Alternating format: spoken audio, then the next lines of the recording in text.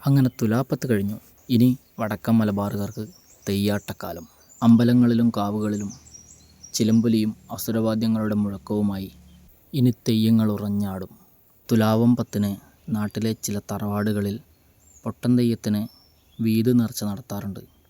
ചിലയിടങ്ങളിൽ ഇത് പൂജ മാത്രമാണെങ്കിൽ ചിലയിടങ്ങളിൽ കോഴിക്കുരുതിയിലൂടെയാണ് ഈ വീത് സമർപ്പിക്കുന്നത്. വീത് നേർച്ചയുടെ മൂന്നാമത്തെ രീതി നല്ല നാടൻ കോഴിയും പച്ചക്കായയും ഒരുമിച്ച് കറി വെച്ച് അതിൻ്റെ കൂടെ നല്ല പുത്തരിയുടെ ചോറും ഉണ്ടാവും. ഞങ്ങൾ നാട്ടുകാർക്ക് ഇതും ഉത്സവം പോലെ തന്നെയാണ്.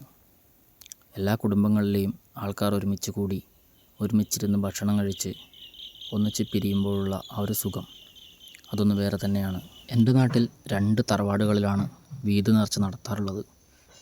അതിൽ ഒരു തറവാട് എൻ്റെ വീടിനടുത്ത് തന്നെ ആയതിനാൽ ഞങ്ങൾ അവിടെയാണ് പോകാറ്. നേർച്ചയ്ക്ക് ശേഷം ഭക്ഷണം കൂടി കഴിച്ച് ഞങ്ങൾ പിരിഞ്ഞു.